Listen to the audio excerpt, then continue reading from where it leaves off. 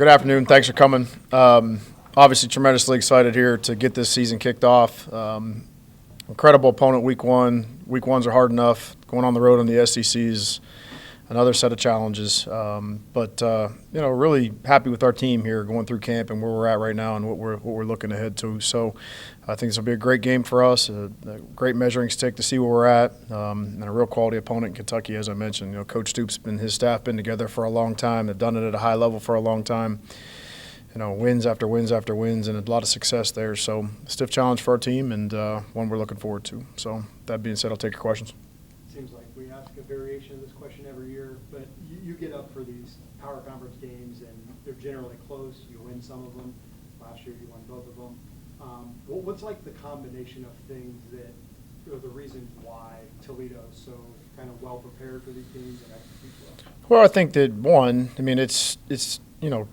it's about the players, right? They do a good job of focusing in on the details and locking into what that looks like and trying to, get together a plan and go execute at a high level. And, our team is pretty consistent with their emotion. We're not a team that's real high or real low often. So, that helps us in adverse situations. When you go on the road in these type of environments, you're going to have some adversity. You're going to have some problems that show up. And, if you just watched any of those games in week 0, this past weekend, lots of situations that are self-inflicted wounds that maybe cost teams games, and you try to avoid those scenarios. You try to prepare through preseason camp to put your team in as many positions to be in those type of situations as possible. But you can't prepare for everything. You know what I mean? And they're going to come out in some formations that we probably haven't seen. We got to do a great job of communicating those on defense. They're going to have a couple of blitzes that we probably haven't seen. We're going to have to do a great job protecting ourselves and picking those up on offense. So can you handle those moments?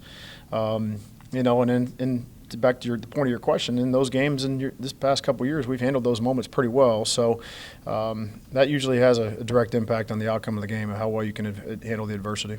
How important, the lines of scrimmage are, it's a cliche, but it's the truth. They're very important in football. The disruption on the defensive line, especially for Toledo in these types of games, how critical is that to make a presence there? Well, to win at a high level and to win, against real quality opponents, you're going to be judged based on what you can do in the trenches. And, you have to hold in there, on offense and be able to, block them for the duration of the game. And then on defense, you got to be able to disrupt and create some havoc plays. And, as equally as important as that is on defense, it's also really important to make sure you don't give up the big one by, miscommunication and that kind of thing. In the games that you're probably referencing in the last couple of years, we've had some of those moments where there are those disruptive sacks, there are those turnovers, there's the momentum-changing plays through the course of the game that we've been able to benefit from. You want to eliminate those on offense, and you want to try to create some of those on defense. I assume you don't totally love the hype around Toledo all summer. Bunch of votes in the AP poll. Tucker was included in like a Heisman Trophy thing. How much is there like a kind of blocking that out and like not getting a big head, and also like kind of appreciating that, hey, like people think we're a good program and can win a bunch of games this year? Well, it's the first I've heard about any of that, so I'm glad that people are talking about us in a positive way. But I think that, one, we've worked really hard to create a culture here that expects success. And there's a lot of great players that have come before us. There's a lot of great coaches that have come before us that have kind of laid the blueprint for that. One thing we've benefited here from is having great examples at particular positions on what it was like to carry themselves as pros. Young players were able to see that. Young players were able to feel that in a locker room of like, what is it like to be around this guy each and every day who prepares like he wants to be the best version of himself? We've had a bunch of guys that have gravitated towards those great leaders and turned themselves into really good players. We've had a lot of guys move on. We're sitting here talking about 5 pros that we lost last year, and on a team that, kind of, in my opinion, in a team that underachieved at times last year. And everybody on the outside says you're going to do all these things. I guess the point of it is the expectation in these walls, in these seats in this room, it remains the same. It's to be the best version of you each and every day. If we can continue to recruit really talented players, get the most out of them, then we should expect good things. We should be cautiously optimistic on what could be. It doesn't win you any games, and certainly what we were able to accomplish last year, good, bad, or ugly, has no direct impact on what this year is. So this is a week-to-week proposition. Every school in the country is prior to Saturday was undefeated. There's a group of teams right now that are currently undefeated going into week 1 here, and everybody's feeling good. But you got to go play the game, you got to go play well, and we got a tough opponent to go do that against. Jason, you mentioned obviously you can't prepare for everything in a week 1. You don't get preseason games, you don't get scrimmages. So kind of what is kind of the element that you're looking forward to from this team in the week 1 game, knowing you kind of have to adapt on the fly like the head shows? Well, I'm trying to find out about us, really, honestly, and that's a challenge in week 1, whether you're playing the Green Bay Packers or not, you know what I mean, and whoever else. So you got to figure out throughout the course of camp, you start to mold yourself and build your team into what you think it can be. There's going to be some scenarios in this first game that you feel really good about, and then you're going to watch the tape and you're going to scratch your head and say, man, maybe some of those aren't maybe quite what we thought they were going to be. So it's the first week of the season. It's what do you expect from your team? Stay together. Handle the tough moments. Handle the adversity when it shows up. Not to self-inflict and not give a good team easy plays and give them things that could change the course of the action for the game. You want to make them earn everything they get. You want to make sure that the plays that you have are earned as well. But you want to leave the game feeling like you got better and that you're in a better place than maybe before you played the game. And with the experience that obviously comes back for your team, does that kind of make this week not necessarily more comfortable, but easier to kind of prepare, knowing that these guys have been there, done that type of thing? Look, we got a lot of new players on our team, like a ton of new players. Like there's a new starter damn near at every position. And I have never been in a football game with any of these guys. I think they're really good players. That's why I brought them into our program. But how we react and when we're together, I don't even know what that looks like yet. There wasn't a spring football game where there's fans in the stands. This is week 1. This is our first test when it comes to that. We've done a really good job from January to now of building authentic leadership in here. These guys are confident in their ability to go play and play at a high level. Some of them have done that in key moments. Others have not. Others have waited patiently in the back of those seats in this room for their turn, and now it's their turn. When the lights come on, what are you going to do? And I think that's the fun part about coaching, because you're going to have a whole new set of problems at Saturday at 5 o'clock that you didn't think you had today after you get that first week's game film. So we have some experienced players, but they're new to our program. Us being together, I'd say we're very inexperienced together when it comes to a game setting. So, I don't want to get ahead of ourselves here. I want to go play and, keep the main thing and play well this week. With all that goodness, I know you guys respect every opponent, but given a big-time SEC opponent instead of maybe a lower-level opponent like some years to open, how does that change how you have to run camp? I mean, is there more live work going in, more physical? I think the rules of college football and the roster movement at all times, I mean, it's created a more edge to camp because your coaches are in a race to find out what they have, and there's really no way to simulate it. You know what I mean? And there's a couple questions that kind of maintain or go back to what I'm talking about here. It's just sometimes you try to find as many ways to be as competitive as you can in competitive drills, and there's other things you can't simulate that you have to find out when the game starts. You try to do the best job you can in preparing, but it's kind of a wait and see type of thing. So, but I do think this group has come together consistently. It's steadily improved since we got together back in January, and I credit our senior class for that. I mean, the continuity of what they've been able to do, and they've kind of moved the bar in our confidence in them, and that's maybe – we had really good competitive spring practices. We had, even without a game, we had really good competitive fall practices, and there's talented guys at every position, so it's an iron sharpens iron type of thing. But as far as gameplay goes, there's a lot of unknowns yet. All in all, how do you guys make it out of camp health-wise? I mean, you got your normal things that I think come up, each and every preseason. It's contact sports, so things are going to happen. Our depth chart has been moved around and shaken up from time to time, week to week, day to day. We've had some guys out from things that, they'll come back from this week. We've had some guys that are out for a few weeks, but that's part of preseason camp. You feel for those guys that you lose, and that because I think more times than not, it's the mental thing more than the physical thing when it comes to, a guy being injured. And but as far as the gameplay goes, you get the next guy ready to go and get him ready to go play. Next man up mentality. What does the road to recovery look like for Jeremiah Peters? I guess what were the last 8 months kind of like for him, and like when you look back, like how scary of a situation was that? Yeah, I mean, there's not really a script or a playbook for that. When that happens, I mean, there's not a your staff, your coaches, your players.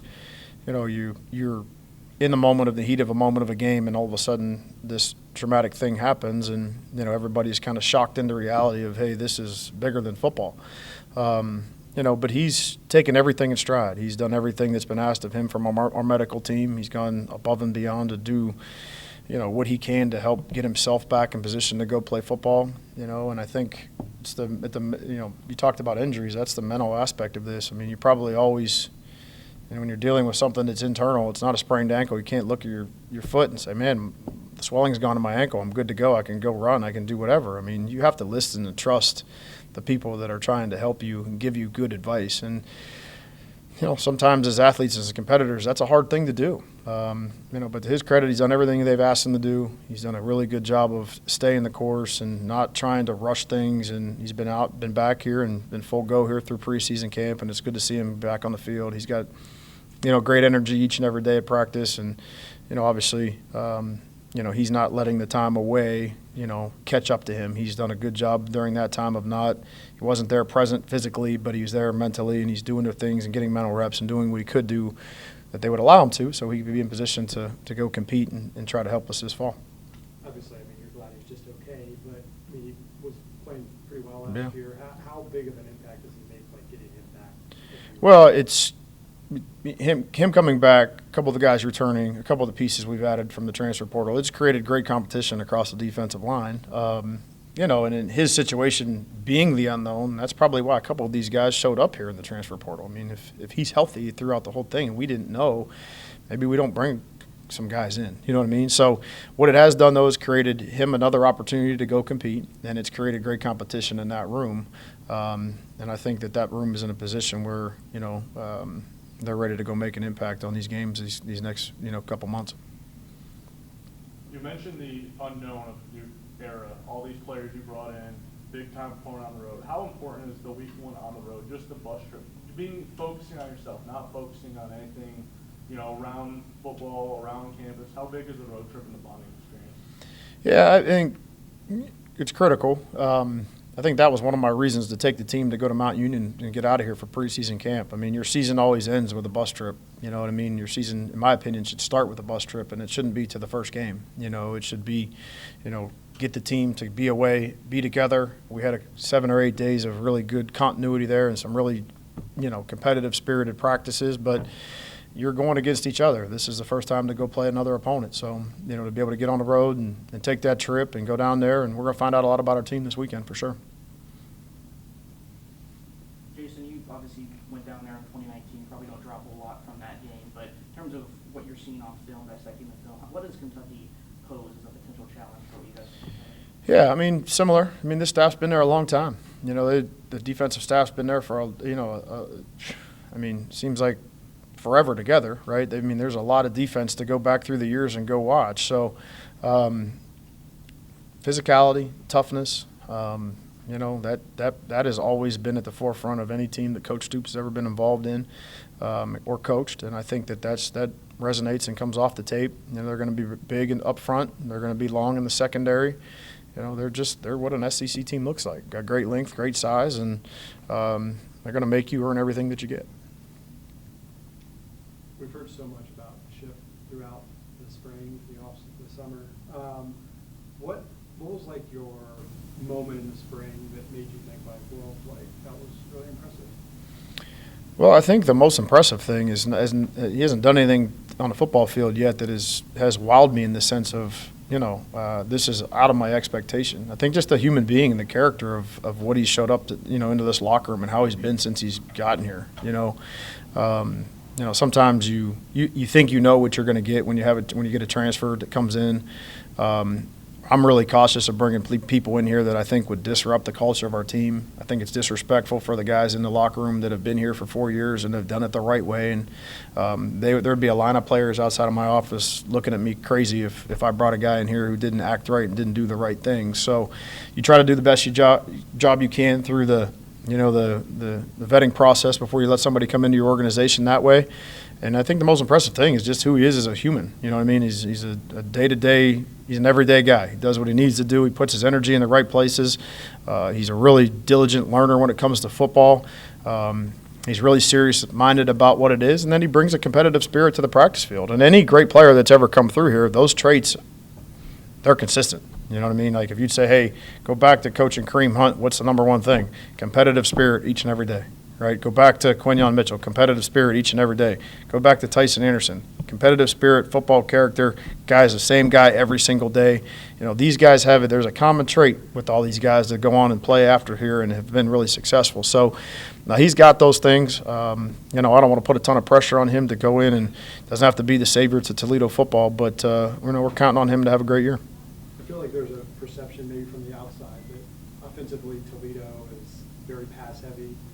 But when you look at the great offenses since you've been here, really big names at running back and successful running seasons, how important is it to kind of get back to that this season, and how critical how much does the offense flow off of that run game? Yeah. Well, last year we were pass heavy, and you know, that's not who you want to be. You want to be as balanced as you possibly can. You want the running game to set the table for everything else, and if you don't have the ability to do that, it makes it hard for the play caller.